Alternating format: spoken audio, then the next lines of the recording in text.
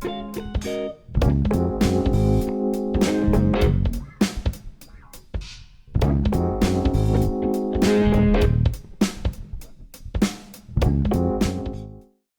guys so much for coming tonight. This is our first college panel discussion here at Newburyport High School. Very excited to offer this. My name is Aaron Smith. I'm your college and career counselor here at the high school. This is our college and career center, so you're welcome to come in anytime that I'm not teaching class otherwise. So tonight we'll have our counselors introduce themselves in a little bit once they all come down. But I wanted to quickly have our panelists introduce themselves, talk a little about their college really quickly. I like to call it the elevator speech, right? Just kind of give it quick. And then we're really going to get into questions. And if there's questions that you guys came kind of wanting to know, I'd love to hear from you guys first. And if not, I got tons of questions, so don't worry about it if you don't. If you're just here to kind of get some things answered and hear from other people. So, Gary, I'm going to ask you to start if you don't mind, and get us going. Hello, everybody. My name is Dowdy Torres. I use he, him pronouns. So I am from Merrimack College. At Merrimack College, again, we're kind of our local school where we're only about 30 minutes away from here. I'll let you know a little bit about us. My elevator pitch, where right now we have about over 100 different majors to choose from. So we have anything that has to do within business, engineering are very popular with us. Right now our population comes from over 40 states and about 30 different countries. So we're truly becoming a global powerhouse in a sense that you can get a student that comes from down the street from Lawrence, or that comes from all the way from Pakistan and the other side of the globe. So with us, diversity, equity, and inclusion has been at the forefront of the institution, and those are the type of students that do thrive at our institution. And also, with us being very local, we are very residential, where right now about 73% of our students do live on campus. So we are that type of community that once our students decide to come to our campus, they become part of our community. So, and I'll pass it along over to our next caller. Great. My name's Sarah Thurston. I am sort of the odd duck here, being the only person from a school that's not in Massachusetts and also from a community college. So I'm here to kind of represent the community college option for your students and for you as a student. We are located, Southern Maine Community College is located in South Portland, Maine. It took me an hour to get here today, so it's really not that far away at all. And what's really kind of unique about Maine community colleges versus Massachusetts community colleges is that we offer housing on our campuses. So for students who want that college experience, who want to go away and maybe don't want to do the four-year college route yet, that is an option. I think it is 5 of the 7 Maine community colleges do offer housing. Community college is a great option whether you stay in Massachusetts or whether you go to Maine or wherever. For community college, it's a great option for students who maybe aren't quite ready to go to a 4-year college, maybe need to work a little bit more academically, or students who are doing fine academically, but they want to study a trade or do their first 2 years at a more affordable rate and then transfer on and finish out 2 years at one of these lovely institutions next to me. So community college is a really awesome option for many different students wanting to do many different things. Just a little pitch about SMCC specifically. We are located on Casco Bay in South Portland, Maine. So our campus is literally on the ocean. We're located a 10-minute drive from downtown Portland. Those of you probably know Portland, Maine. It's a very hip, fun city. So it's a great place to go to college for those first 2 years. And then the world is kind of your oyster from there, whether you want to go right into the workforce or whether you want to transfer on and get your 4-year degree. Thank you. Sounds awesome. It does. Hi friends, I'm Drew from Holy Cross. Holy Cross is in the world of colleges, big, medium, small. We're at the big end of small, at 3,000 students. We're a residential school, so the students who are interested in coming to Holy Cross picture themselves living on a college campus for their entire experience there for 4 years and living a sort of a pedestrian college experience. We have enough housing for everybody for all 4 years, and well over 90% of our students live on campus. And the other thing is every student comes into Holy Cross without a major. Students are free to take whatever courses they want, but we don't allow students to come in with a major. We allow students to come in with ideas, but everyone starts as a blank slate, and we want students to figure out their major while they're in college, not guess at it while they're still in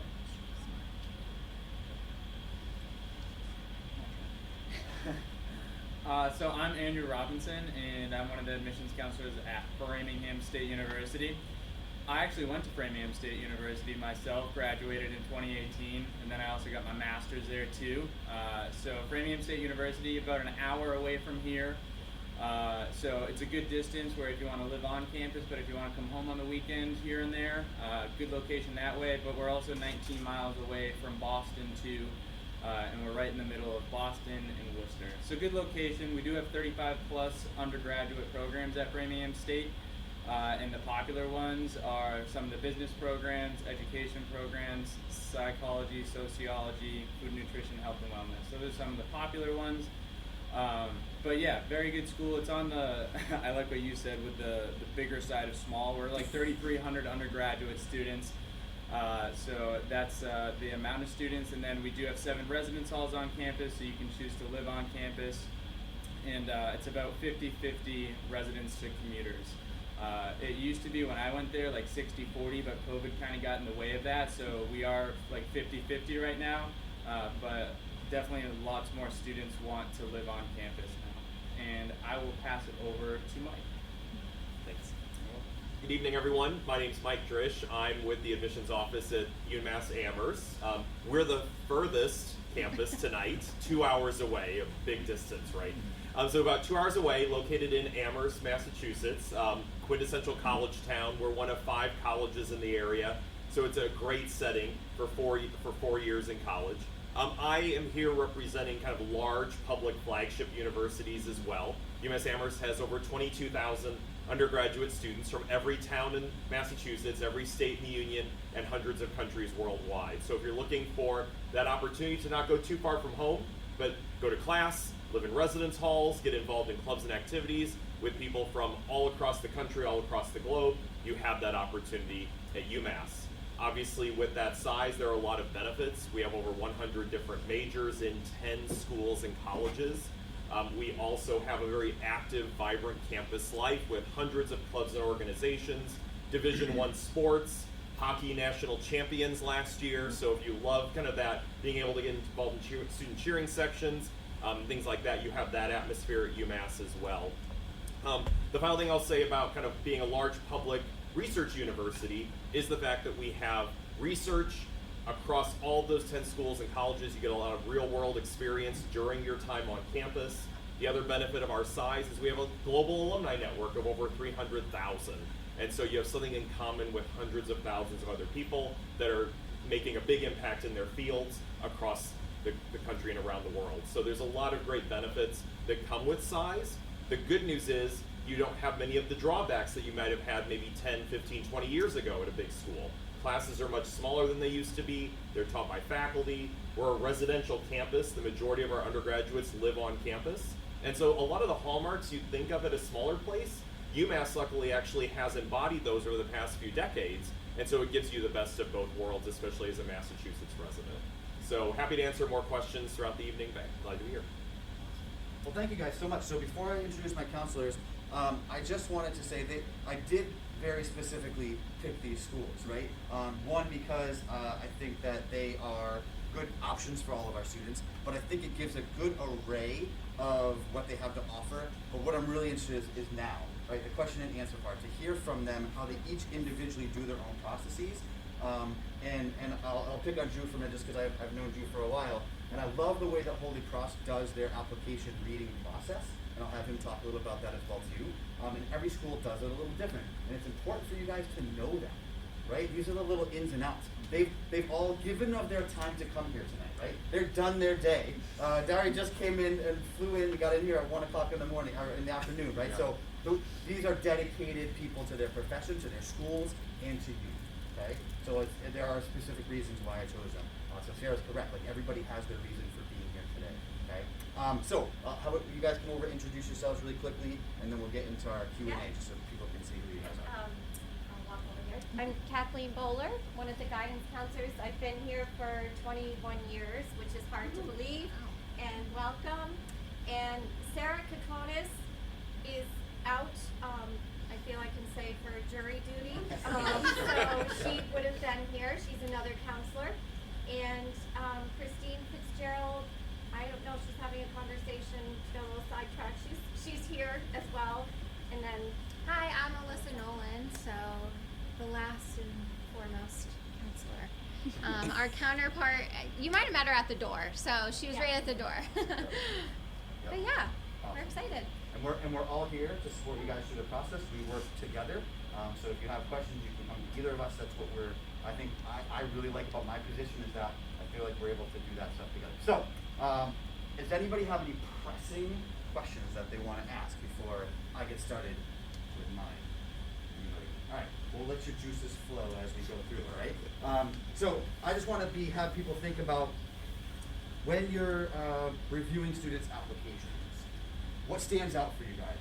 What's something that we can kind of tell our students that is something that they can help themselves kind of putting their best foot forward? Mike, I'm going to start with you just because you're on the side. Sure. Well, obviously there are a lot of pieces to the application, and so I'm not going to dive into each one, but just so you know, pretty much most of us will look at your academic side and your personal side. So we'll probably hit on different elements of that. What I'll talk about is, in addition to academics, which are obviously important, I'm going to go a little bit into something more specific to UMass. We ask you 2 questions on our application. One is why UMass, and the other one is why that particular major, or even if you're undecided, why did you make this choice? That's on our part of the Common Application, and too often what a lot of students do is they focus on the Common App, and then they start to look at university sections of the Common App later and realize, oh my gosh, these schools have asked me to write other little mini essays and answer narrative questions I should think about. And you don't want to do that a day or two before a deadline thinking you've got it all wrapped up and now you just have to do a few little basic questions. So we have 2 very important questions there because we want to know why UMass appeals to you. What about our campus? What about the environment? What about what you've heard really resonates with you? And if you're undecided or you want to choose a major, what about that major, that program at UMass, in addition to just the general knowledge of the program, is something you want to highlight? That actually is, those questions can make a big impact on how we're feeling about reading an application. And so you don't want to save those sections until too late in the review or in your process, because they actually can be pretty important. So if we go out of our way to ask you anything on our part of the application, it's probably almost more important than the general Common Application. So don't forget that when you start to add colleges in the Common App. So Mike, are you saying that optional doesn't really mean optional, or that it is, but that you'd love for it to be done? Well, so those 2 questions are required. Okay. So on the university section, we'll have some optional questions that could be there and some required questions. On the Common App, there's a little red asterisk by anything that's required. And so those 2 questions specifically are required, and so every applicant does submit them, and so we look at them. But if it's optional, it'll vary from place to place. I've worked luckily at institutions where if something's there and it's not required, we don't care. But that's not the case everywhere, so you absolutely want to rely on your resources or that rep to ask that question to make sure that you're not surprised by anything there. But usually optional is optional and required is, but you never know. Andrew? Yeah. So what Framingham State looks for, it's the same thing as UMass Amherst a little bit. So we have multiple things that we need from you, and we'll get into that. But the main thing that Framingham State is looking at is your high school transcripts. And with your high school transcript, we're looking at the strength of your schedule, whether it's CP courses, honors courses, AP courses, dual enrollment, things like that. So that's one of the main things that I will say is that we really look at that official high school transcript to see how you are as a student. Yeah, I mean, I agree. I think that's sometimes the attention gets a little misdirected from families. For the most part, in early college admissions, the academic profile is the engine and the gasoline behind the admissions decision. Or put differently, how I prefer it, the academic profile is the cake, and everything else in the file is frosting. Now, in sort of contemporary American society and admissions, we like frosting with our cake. So we're greedy. So we're certainly gonna look for a great academic profile, as well as recommendations and essays. And the only other piece I'll speak to, and it's a place to roll at Holy Cross, is an interview. We don't require interviews, but we offer students the opportunity to have interviews, and it's a great way for students to help us learn about them and for us to help them learn about Holy Cross. It's a conversation, not a quiz. It is not more important than the academic profile, but it is confusing when you're looking at colleges, figuring out some schools do interviews, many schools do not, and what role they play. So it's a good thing to be thinking about the summer before your senior year, asking reps about and asking your guidance counselor about as well. So I'm gonna be the odd duck out again. We don't want any frosting. Don't send us frosting. No. So I can only speak to anything that I say about Southern Maine Community College is likely going to pertain to all of the Maine Community Colleges when it comes to admissions requirements. The programs might be a little different and the locations are different. I can't speak to what Massachusetts community colleges require, so if you're interested in a community college in Massachusetts, I would encourage you to reach out to them, to talk to them, because they might require more than what we do. The Maine Community College system is all about accessibility. We want people to get a higher education. We're not looking for any sort of barriers. Not that these things are barriers, but we're really not trying to put up any more barriers to going to college. So we're not on the Common App. You will not find us there. But you can find the application on the website. It takes 10 to 15 minutes to fill out, and then we just need your high school transcript. That's it. No letters of recommendation, no essays, no test scores, none of it. We're looking to accept you. If your high school transcript has a very, very, very low GPA, I'm talking below a 1.0, we want you to be successful when we come to us, right? So we're not gonna deny you outright, but we might say, hey, what's going on here? Can we see some updated grades later this year? Or could you take what's called an AccuPlacer, which is a free test that we offer through SMCC, just to kind of see where you're at. Because some people don't do well in the class setting, but they might do well on that test. So we're always going to be trying to find a way to accept you, but we also don't want to accept you if you're not quite ready to come to college and you're just going to waste your time and money doing it. So, yeah, we're not looking at it in a very holistic way in the way that my colleagues are, where they're looking at many, many different aspects. If you want to come to us, we'd love to have you, and we're going to work with you to get you there. So that's kind of the difference. And most community colleges are not on the Common App, so that's a common misconception. So people will say, oh yeah, I think I applied to you on the Common App. Well, you didn't, because we're not on the Common App.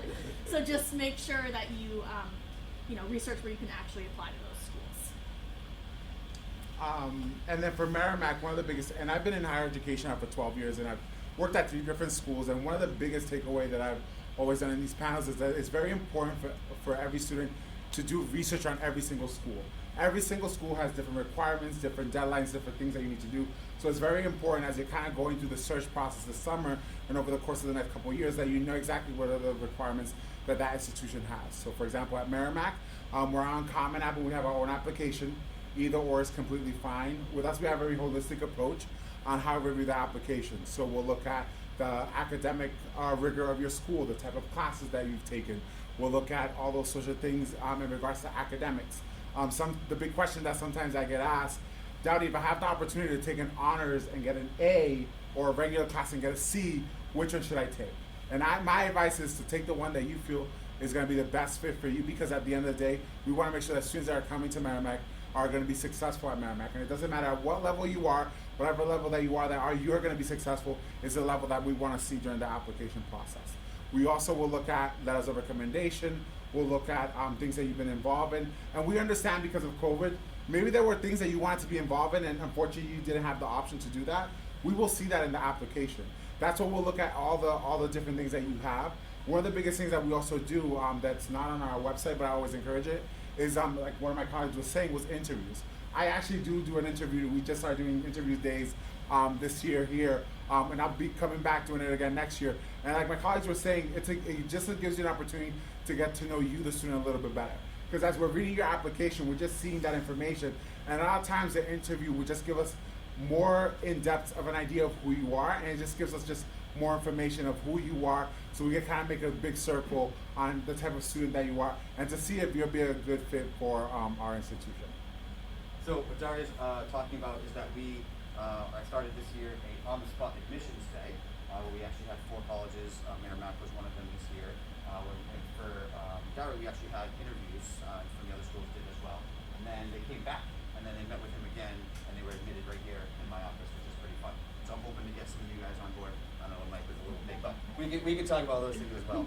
Because I think they're things that generate conversations and talking about the process. You got to meet these live human beings, right? That are not, 100 years old sitting in a stuffy office. That's just not who admissions people are. This is them, right? So you actually get to know them, and which I think is a nice part of the process. So Dar, you touched quickly just upon COVID, and I know we're all right still in the same world. Can you guys maybe talk about a little bit how that's affected your admissions process, and in the same breath, do you want to hear about how people are have been affected by it, if it's quote unquote what I'm kind of terming as a normal effect, right? They were home, they did school, they didn't lose anybody, their parents kept their job. Do you want to hear about that, or is it only if it really kind of was a major effect? So I'll let you guys go from there. I could start on that one just because I think with COVID these last 2 years has been a big thing. One of the biggest things I've seen come out of COVID, I think that because a lot of us had to go virtual, it has allowed students to have the opportunity to see schools all over the globe, which is kind of great to just see what we've all had to do to pivot in such a moment's notice, where we had to do a lot of our student days online, open house online, everything was online. So it gives students an opportunity to kind of see those schools that they didn't have options to do. Now, as things are moving into this new world that I like to call, schools have to kind of utilize both of them, because at the end of the day, it just helps students that come from a distance. Like for example, with me, I work with a lot of our local schools, but I predominantly work with students that come from Connecticut, Texas, Oklahoma, all of the Middle East, Sri Lanka, Nepal, Pakistan, and all of Africa.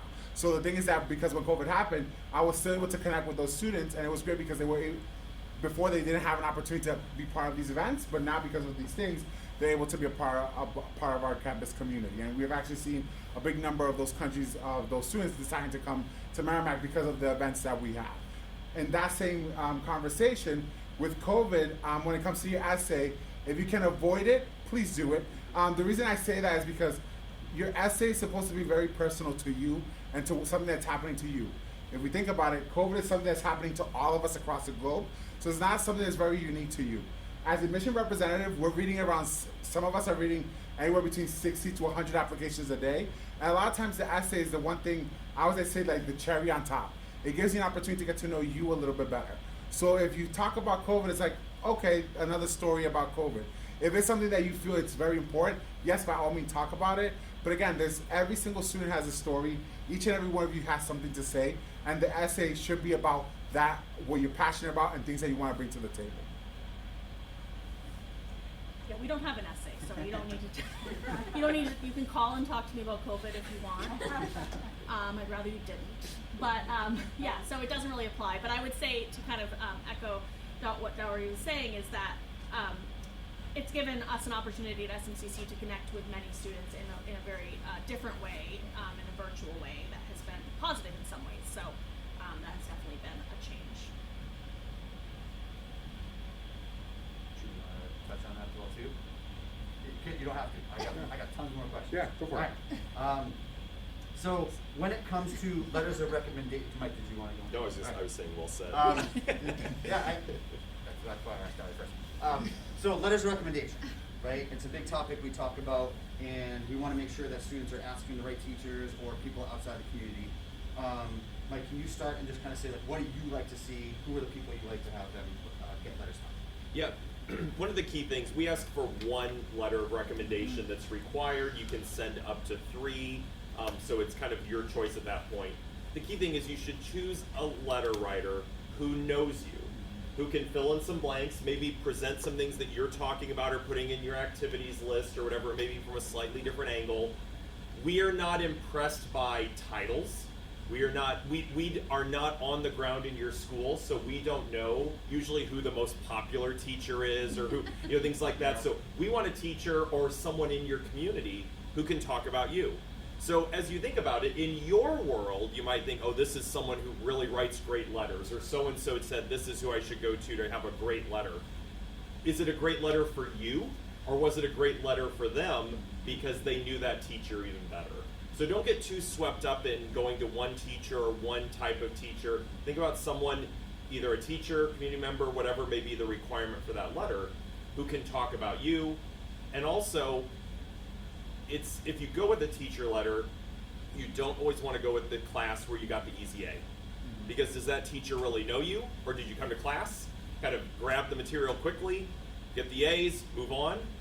Sometimes a teacher who had you in 9th grade and then has you again in 11th or 12th grade, someone who, the beginning of the year, maybe in 11th grade, it was a little rocky start and then things got better and by the end you really finished strong. That's a teacher who writes a great letter. Those are always letters that will propel you in the admissions process versus a pretty standard form letter because that person might not know what to say or have that much to say. So they kind of just fill in some generic blanks. So keep that in mind. The person you ask should know you well or be able to talk about you in a letter and shed some light on some things so we can get to know you better. Yeah, so kind of piggybacking off of that, with Framingham State, the letters of recommendation are not required, but from us as admissions counselors, it does help us learn more about the student when we get to see those letters of recommendation. So with the letters of recommendation coming from Framingham State, we usually see like between 1 to 3 letters of recommendations, and we no more than 3, but like 2 is a sweet number. So yeah, it's not required, but we do get like on average like 2 letters of rec from students, whether they choose teachers or whether they choose their counselor or someone in the community. So I'll just reiterate what Mike said. I ran into a guy I went to college with a couple weeks ago, and it turns out he's taught at a local high school for the last 20 years, and he's taught English for juniors and seniors. And we sort of pieced together that he's written hundreds and hundreds of recommendations for students who have applied to Holy Cross. I've read the applications from that school for 20 years. I had no idea he was teaching at that school. The point was, we don't really care who writes the recommendation. I had not even read his name on these recommendations because we don't care about who's writing them. We care about what they're saying about you. So, we're, like Mike said, we're not impressed by who wrote it. We're not impressed, or we're probably not even going to know that person may have gone to our college or when they graduated, or if they're the mayor of Newburyport. We're not going to read who wrote the recommendation. We're looking to learn about you and what they say about you. So what I say is often the most sort of detailed and rich recommendations come from the person from the outside world that would be deemed to be the least impressive. Like some of the best recommendations are the family for whom you babysit. They have incredible anecdotes about your level of responsibility and your maturity. That employer at the drugstore for whom you have taken great care with elderly clients. So think about what these people are going to say about you. That's what we're impressed by, not who that person is or what their title is or whether they're at college. All right, go ahead, sir. And we do not require letters of recommendation. We actually don't require them. We literally don't. We won't read them. So don't send them.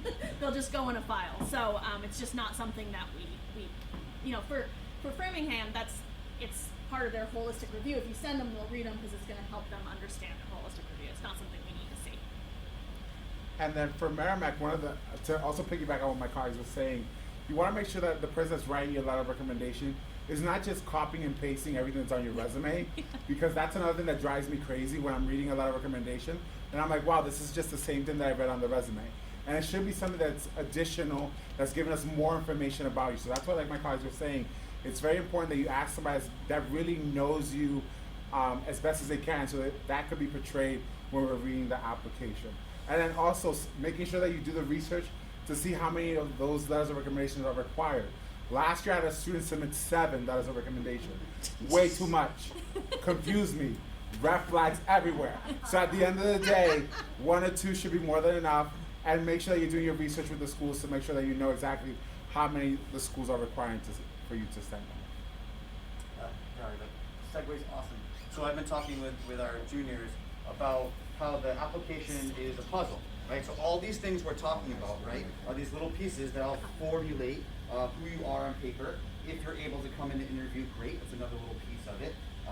So it's kind of getting your best foot forward, your letters of recommendation you want to have from those good people to give it an extra feel, extra piece, right? So it's not reiterating your resume or not reiterating what they are PC from your transcript, right? It's something different in addition to that.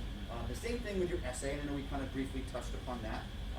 Any essay topics you guys just want to, and anybody can answer this, that like throw out there that they should be writing about or not writing about, or that you'd love to hear about, or just like your essay tip maybe. How's that? I just got Yeah, go ahead. just something quick. It's just with the essay, a lot of students are like, oh, what do I write about? What do I choose for my question? The one thing I would say is just write about something that you're passionate about, because you're going to be excited about writing about that. So something that's unique to you, and it's a case-by-case scenario for every student. So just find something that you're passionate about and just enjoy writing about it. So that's all I really got to say. One thing I would say is don't start your essay trying to be unique. Every Common App essay question we get an answer to. So you're not going to be unique. There isn't one question no one answers. Yeah. So everyone's going to answer some volume of whatever those questions would be. However, this might sound a little cheesy, but you're the only one who can answer it in the way that you can answer it. So don't let others kind of hijack it. Well-intentioned parents or an English teacher or an older sibling, let your voice carry through. If you want someone to read it, maybe actually print out a copy, give it to them, and tell them to give you verbal feedback, because red pens and everything can get problematic. So let them give you verbal feedback, then you internalize that and make updates. But we know what a 17 or 18-year-old should sound like. Just like Andrew mentioned, we know when we can tell if you were kind of forcing yourself to answer a question, because you can just see there's no excitement about it. So choose the question you want to answer, write your answer, talk about yourself, don't compare yourself to others, just write what you would write, and that will come through and benefit you in the process. And then for me, I like to use the 3 S's: short, simple, and sweet. You want to be to the point. You want to be very precise.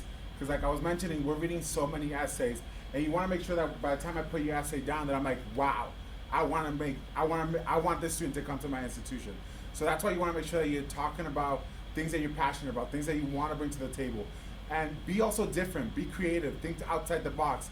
Because at the end of the day, you want to make sure that once we're reading your essay, that we're still thinking about you years later. And again, over the last 12 years that I've done this, I've read a lot of, oh my God, that was such a good essay, and oh, what was that train wreck that I just read? So my advice for you is that as you're kind of thinking about your essay, make sure that you think about something that is truly representative of who you are as a person. So Drew, I'm going to throw you on the spot. Can you talk a little bit about Holy Cross's holistic review in your application process, and at the same time also how are you guys right now handling SATs and test scores? Sure. So in the world of admissions, we often talk about reading applications, which is, it projects an image that it's a little bit more leisurely and passive than it actually is. We should call it reading and writing about applications, or something like that, reading and summarizing applications. We do a 4-hour training to describe how we read applications. I'm not going to give you the 4-hour answer, but I'll give you the 40-second answer, and essentially, every document that is in front of us, that is a part of the student's record, we have to read the document and then think about it and then write a little summary of it. So when we're finished, we've created the Spark Notes version to the student's application. So every document, every recommendation, every essay, every transcript, everything, we write a different summary. And what we're doing, right, is just compressing the information. And then we actually have 2 different people on our staff do that. And the point of that is so we can have some balance to our reads. We have different perspectives. Now, worth mentioning, we do not have 90,000 applications. Our approach is deliberate.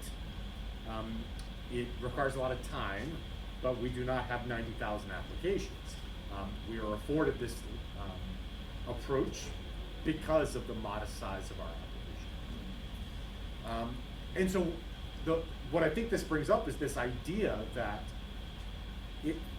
one application, in our pool, what matters is what we think of that application, but what matters a lot more is how does that application compare against the rest of the applicant pool. That's where the decision comes from. So as readers, we're looking to compress and pull out the important information, and then the next step for us as a committee that's saying, let's take that information and compare against the rest of our pool, and that's where we are in a position to make the decision.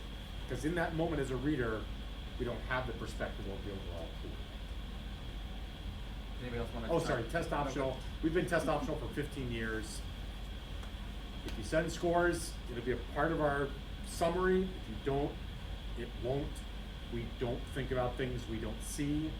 So if you don't send your scores, we don't think you did poorly. We just literally and simply don't think. Sarah, I know you guys don't require scores either, right? Everybody else, scores, no scores? So for Merrimack, we're test blind, which means we don't require test scores. Even if you do submit them to us, I won't even look at them. They'll just be there. So with us, we'll look more at the GPA, all the other information, and then based on that, we'll make a decision. And also last year, because of COVID, we also went test blind for nursing as well too. So we're looking more at the academic curriculum of the student's profile. I will say one thing about tests. So, no, we don't require them, but let's say that you have a GPA that you feel like doesn't reflect what you can do, and so that GPA might place you in what's considered developmental math or developmental English, which is below college level that you take before we'll let you take college level math and English. If you feel like you can take the AccuPlacer and get a higher score than what your GPA reflects, then you can do that, but we don't require it. But I just like to throw that out there as an option for folks who maybe are really good at standardized testing. I don't know, but there are people out there who are. So, just an option. For Framingham State, we are test optional. So how that works is we mainly look at your high school GPA, and we get lots of different transcripts from a bunch of different high schools, and we recalculate your high school GPA so it's equal with all the other transcripts that we're getting in. And it's the CP courses, honors courses are a little bit higher of a calculation on our scale, and then also AP courses are as well.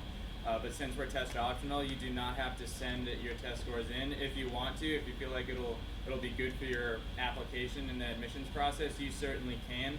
And then we kind of operate on the sliding scale at that point. So we'll look at your high school GPA that we recalculate, and then we operate on the sliding scale. So the higher your high school GPA is that we recalculated, then the lower your SAT or ACT score can be. And then the opposite. So the lower your GPA in high school, the higher we're looking for the SAT or ACT score. So that's how it kind of works for Framingham State. And UMass Amherst is in the middle of a 3-year test optional pilot. So for the first 2 years, we've had the majority of applicants, the majority of admits, and the majority of students who were admitted to the Honors College or got merit scholarships did not have a test score. So very similar. If you have a test score and you want to send it, you should only send it if it will benefit you. Yeah. The majority of our applicants and other populations have not sent in a test score, and we hope to have a decision beyond fall 23 in the next few months as to what course of action University will take beyond that. Does anybody have a merit award tied to test scores? Nobody? Awesome. So I know that Previous each- school did. Previously, right? Yeah. But now that your test optional merit award comes just from their academics. And we're seeing that in most schools. I just wanted to check. So, people are hearing the word demonstrated interest, right? As we talk about what we want them to come and do, and open emails and come and talk with you and do all the things that they possibly can. Can you guys just quickly go and talk about how your school handles and or doesn't, right, demonstrated interest? Mike, you want to start? Yeah, so this concept of demonstrated interest, it's a really good question to ask colleges and universities because they'll handle it in different ways. So at UMass Amherst, we don't use demonstrated interest. How many times you open an email, how many times you visit, what you do, we view your demonstrated interest is applying. And so if you apply, we're going to look at your application, but we don't look at all these other pieces of your engagement with us. So we do not use demonstrated interest. Similar to what Mike said, we do not use demonstrated interest in admitting you or not. We do track all of those things, so we can track how many emails you opened. We can track if you came to campus for a campus tour, things like that. But we're not going to look at that during your admissions decision and be like, oh, you didn't click on that email, can't come here. So we don't use it. And it's worth mentioning that when colleges say we track this information, for the most part, what we're doing is evaluating ourselves, not evaluating you. Because if you didn't open that email, it's likely lots of students didn't open that email, and then we are reevaluating how we're writing subject lines. We're not thinking worse of you, we're thinking worse of ourselves for the way we wrote that email. The same for when we're thinking about how many tour guides to hire, we're looking at how many people showed up for a tour on a certain day. So you are a part of that equation, but it's more about how we evaluate ourselves than how we evaluate you. Worth mentioning though that we offer interviews at Holy Cross, and that is an opportunity to add content to your application. It's not required, it is optional, but it's a really good opportunity for students to add a voice, to add texture, and to add dimension to their application. And so whether you've done it or not means a little something, but what you do when you actually do that interview is it brings so much more life to your application. Sure, you can guess what I'm going to say. Is that we do not track or use demonstrated interest. But we would love you to come to campus. We would love you to come visit us. We would love you to experience the SMCC campus, because it is so much like what you would think of a traditional college campus. There's, dorms, and there's sports, and there's clubs, and there's organizations, and there's an ocean, and there's all these amazing things. And we definitely want you to come see it, but no. We don't have the staff to be tracking all that and figuring out who came and how many times and all of that. No. So at Merrimack, we're very similar. I feel like we're all very similar in the same boat. But one thing that I would mention is that going back to doing your research, ask those questions when you're talking to admission representative, when they come to visit here, when you do college fairs, and ask them those questions to make sure that you know exactly if demonstrated interest is a big factor into their admissions processes. All right, before I ask a couple last questions, anybody want to jump in with a question, something they're thinking about? All right, give you a few more minutes. That's fine. So let's talk about our deadlines for a minute, right? So when we're talking with our current juniors, we were talking about early action, early decision, enrolling, and regular decision deadlines. So you guys can quickly just go across the board with what you have coming up, starting maybe in October, November for deadlines, and anything you'd like to add with those. Yes. So at UMass, we have two deadlines. We have early action and regular decision. Early action, November 5th. You apply earlier in your senior year, you get a decision earlier, usually in December or January. You have until May 1 to say yes or no. Regular decision is one of those terms. That was the usual deadline in college admissions, January. So our deadline's January 15th. You hear a decision in March, and then you have until May 1 to say yes or no. So early action or regular decision, you get to apply by a deadline, you get a response, and you still have some amount of time to compare us to all the other places and ultimately make a decision by May 1. So those are the two deadlines and the two release dates that we have at UMass. Piggybacking off that again, very similar. Early action is at November 15th for Framingham State. So if you want to try to figure out if you got into Framingham State right before the holidays, you'll find out right around December 15th if you got in. So that's early action. And then regular decision is February 15th. So then you'll find out pretty much a month after you apply. And then May 1 is the enrollment deposit deadline for FSU as well. At Holy Cross, our early option is early decision, which is a little different in that it's a binding application. And what I mean by binding is that when you submit an early decision application, you're communicating to that college that if you're admitted, you'll withdraw the rest of your applications to other schools and you'll enroll at that school. So it's a little bit of it's a proposal of sorts. It's a special application. And we have two different rounds. We have a November 15th round and a January 15th round. So two different options to meet that deadline, and then a regular decision option, which is mid-January as well. We have rolling admission at SMCC, which means you can pretty much apply up until classes start. I don't suggest that route, only because classes are going to fill out. And we've been talking, one of the big reasons that I'm here is that we have this housing option, and for students coming from Massachusetts, that's likely what you would need to do. So that's kind of the deadline to keep in mind. We can usually guarantee housing up through the first week of June. So we're coming up on when, at this point, it's getting a little hairy being able to offer housing in the fall for anyone who hasn't already applied for housing, because we only have 2 dorms on our South Portland campus. So that's kind of the deadline I would keep in mind. Try to get your application in,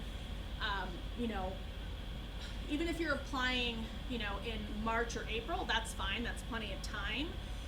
But once you're accepted, you can then register, and once you register, you can then apply for housing. So kind of June 1st is, if you want to live on campus, is the deadline that I would keep in mind. Awesome. So at Merrimack, we have a little bit of everything. So we have early decision, early action, and then we also have rolling as well too.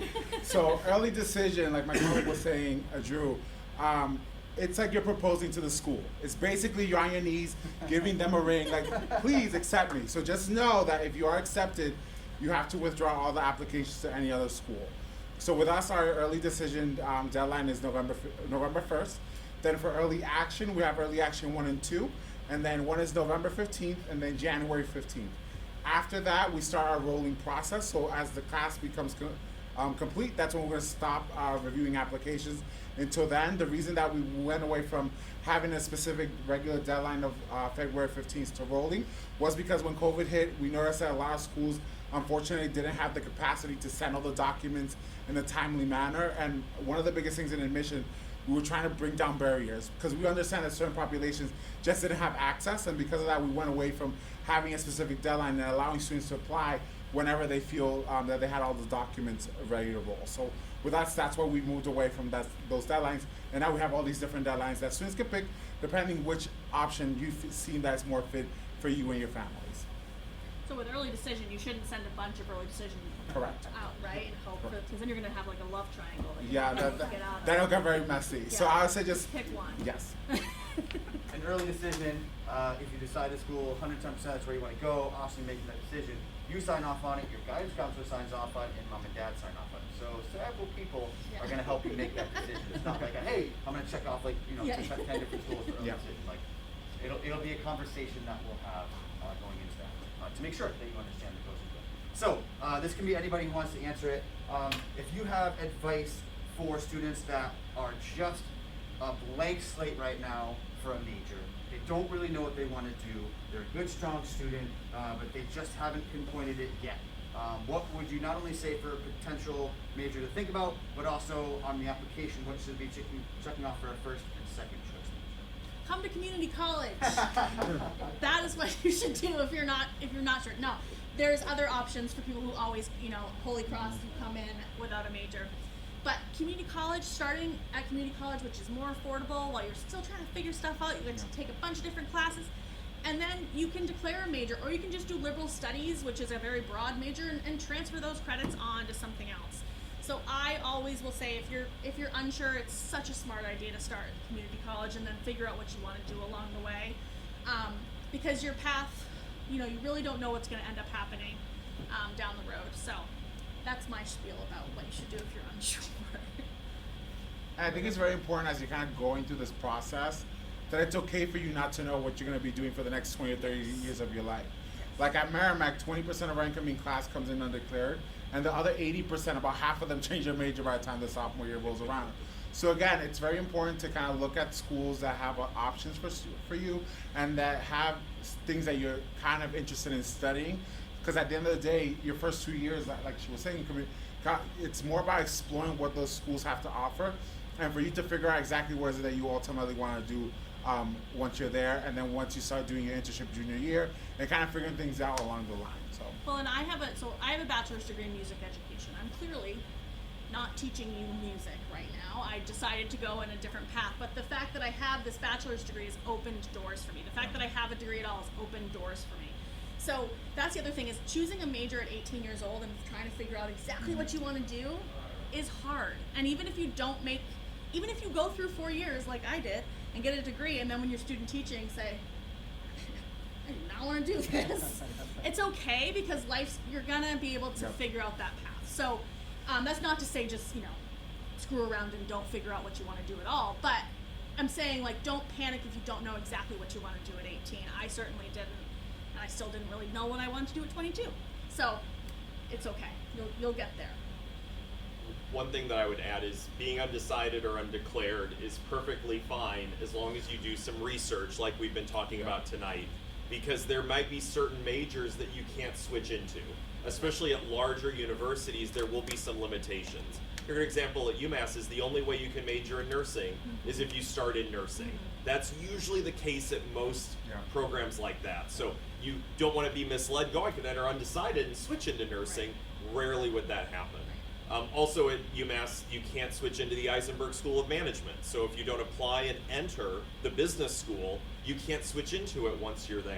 So it's always good, again, to ask your college counselors, college reps will tell you. And the question can be, are there any limitations if I come in undecided in terms of what I want to switch into? We will tell you that, and then you'll know that well before you apply. But in most cases, you have that flexibility, but there can be some limitations. Anybody else? I think we have a question. If you apply to one major, can you say, if I don't get accepted to the nursing school, the business school, would I be considered as undeclared? So you'll see on the common application, universities will vary. Some will have a first choice or an intended major. Others, they may have a second choice, an alternative major.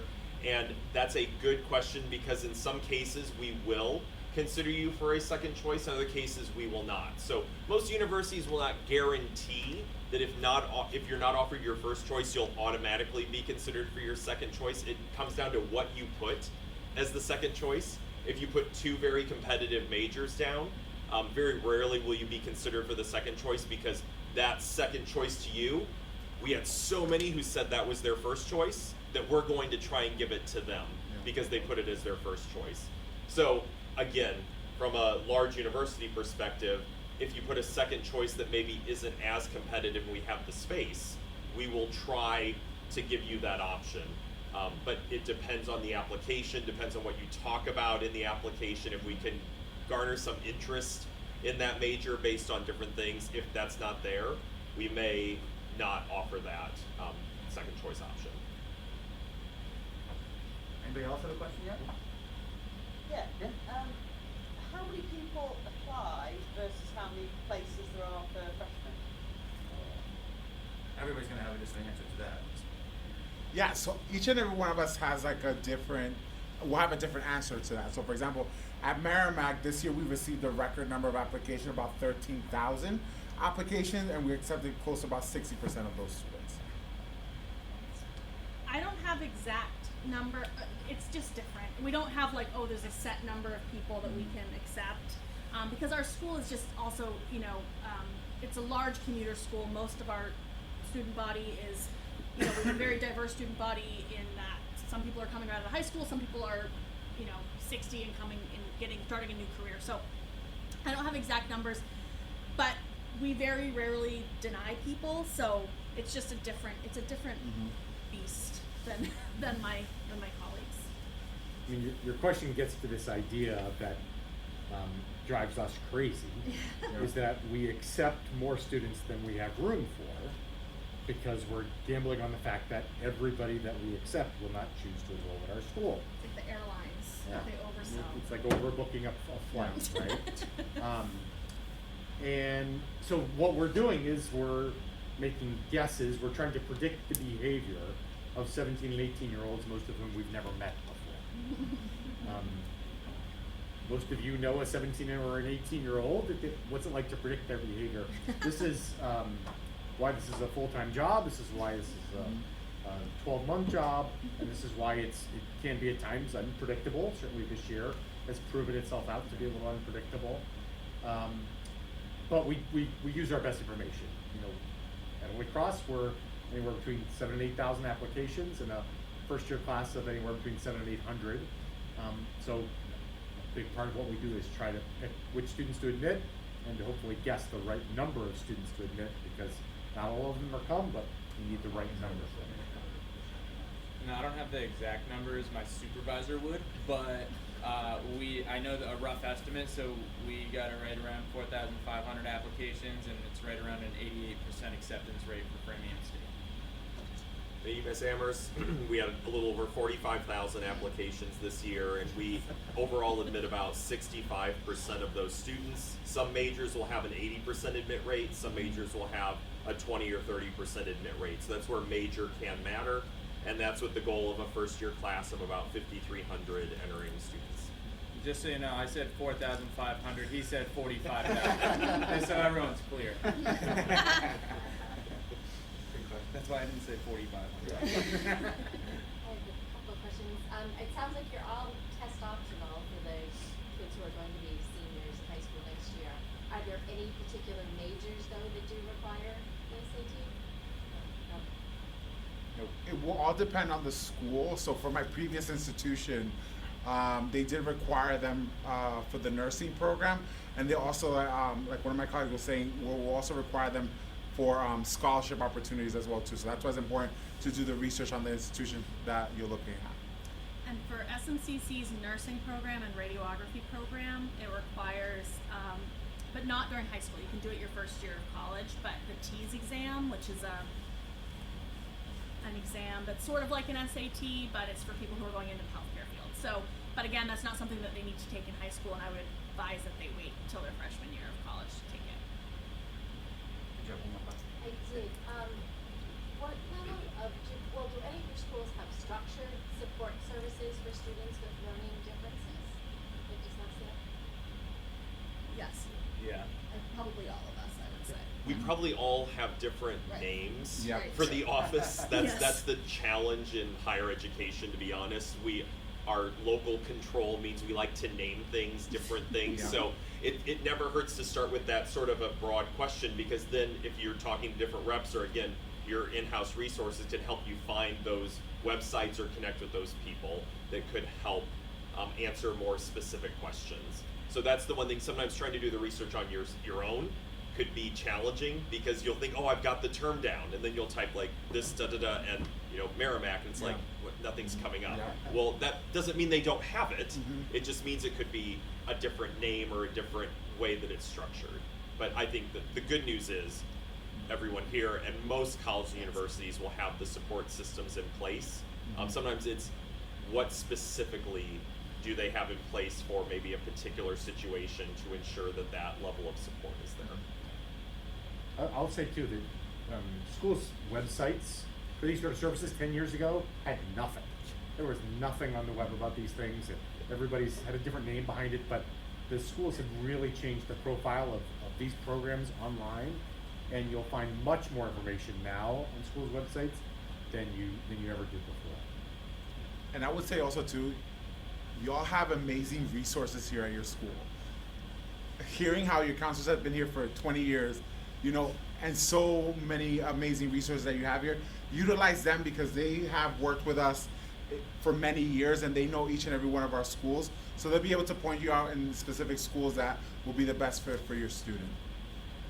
And if we don't, we'll reach out together, right? And then we know, right? And it's something we can go forward with knowledge as well too. So don't be afraid to ask. That's why we're here, and then that's why they're here, right?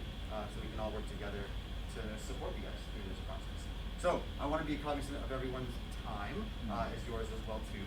So we do have our College Guidance Network waiting in the wings, just to kind of give a quick brief overview of what they are. But I want to give everybody one last opportunity, like if you have one big piece of advice that you would love to kind of embark on our students and families.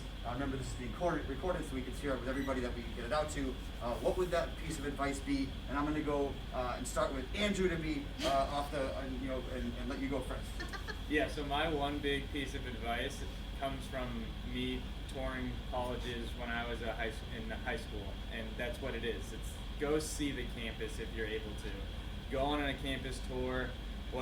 So Framingham State, we offer student-led campus tours and also self-guided campus tours, but both, you get to see the campus, you get to get a feel for what it's like to step on campus, go through an academic building, go see a residence hall, see the dining hall, and that'll give you a good idea of could I be at this school for 2 years, whether it's a community college? Could I be at this school for 4 years if it's a 4-year public university or whatever it might be?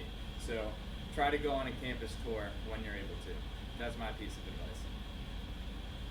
Drew? I'm going to add to that and say visits to colleges, however they happen, are always good. Sometimes we think of college visits as being so precious and so involved. Sometimes it's just on the way home from a lacrosse tournament and you get off the highway and you drive around the campus for 6 minutes and then you go home. It doesn't always have to be super involved. The more exposure you get, the more you're going to build up a vocabulary and a set of preferences that will aid in your college search. Yeah, I would say that I've sat on a lot of these panels, and I'm oftentimes the only community college that's on these panels.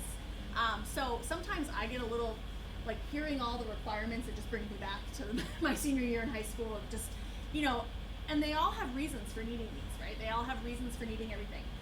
But I also know what it's like to be a student when you hear, well, you have to have 4 years of language, and it's like, well, I'm in my 4th year, and I only have 3 years of language, and I can't go back in time and take a language, right? Or whatever it might be. Again, I'm going to just say don't panic. There's always going to be an option for higher education for you.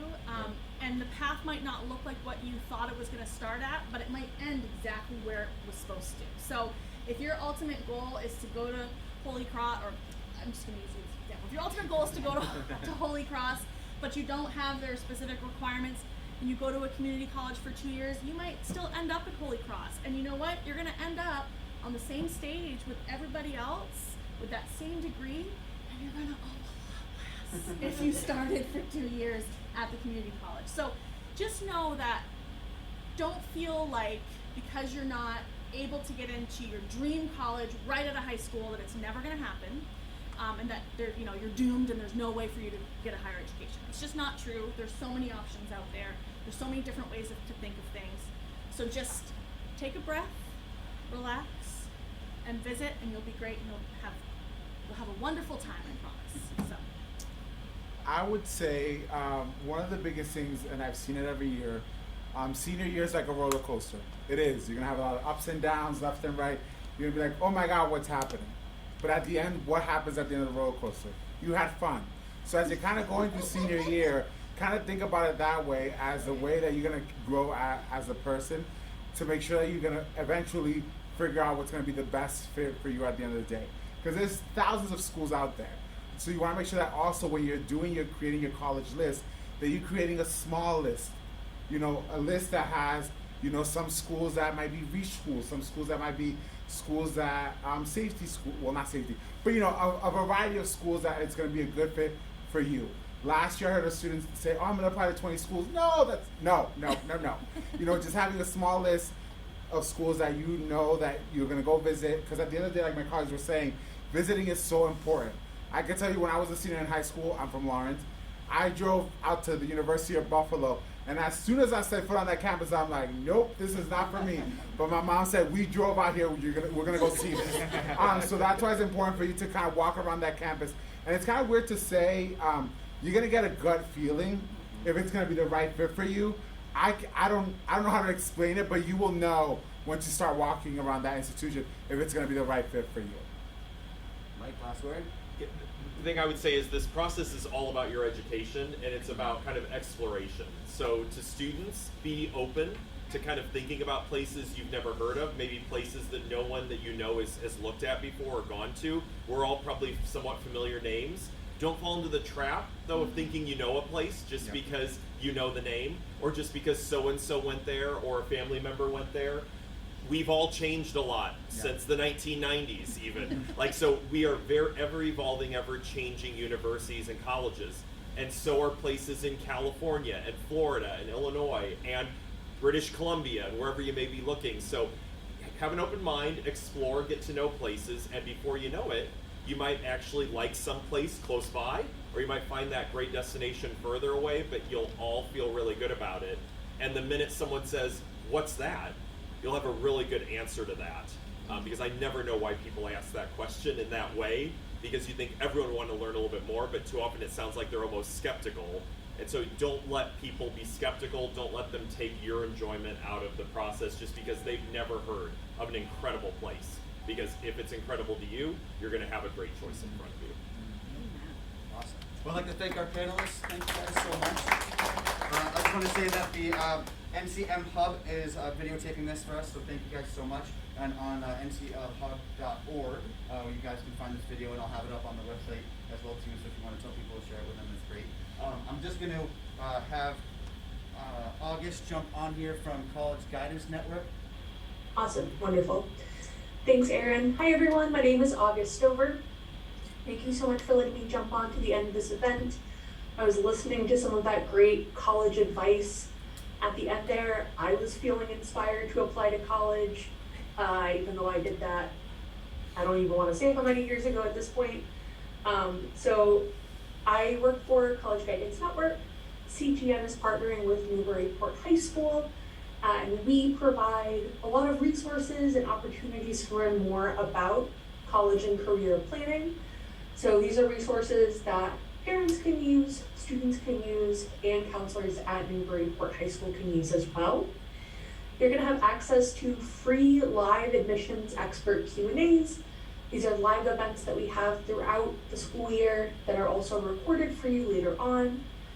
We also have free live college planning seminars. These are events that students and parents can attend to get sort of one-on-one or small group advice on specific questions related to specific aspects of the college planning process. And then we have a huge library of on-demand resources as well. I was a first-generation student, a low-income student trying to figure out this whole college thing. I really wish I had had CGN School. So today we're going to get you set up with your CGN School account so that you can access those resources, and I'll talk a little bit about what they are so you know what you're looking for. So first, we're going to activate CGN School parent accounts. Any parent, guardian, stepmom, stepdad, any caretaker of a student can have a CGN School account. I don't know if you can see it on the screen, but there's this tiny URL we have set up here.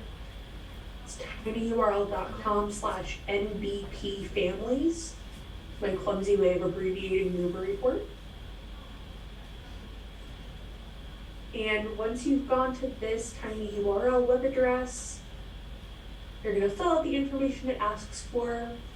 So it's just going to ask you for your name, which school you're affiliated with. You're going to create a password, and then you're going to enter this PIN to verify that you do in fact belong to Newburyport. So that's 352380. And it'll also ask you if you'd like to opt into additional communications. We do not spam families with these communications. Most of what we send is just a monthly newsletter that includes a bunch of resources, reminders about upcoming events, to help you and your student, especially if you have a soon-to-be senior, stay on track with the college admissions process. So I'm just going to give folks a minute to get their accounts activated, and I'm happy to stick around afterward to and help you out with this. I believe Aaron or Mr. Roboto Smith has also sent out an email to all the families with this account activation info as well, so you should have that in your email inboxes. And if you have a student who's looking to activate their account, they have an email in their school email inbox that includes a link. All they have to do is click on that link, enter their school email address, and create a password, and they are good to go. It's going to give folks 30 more seconds.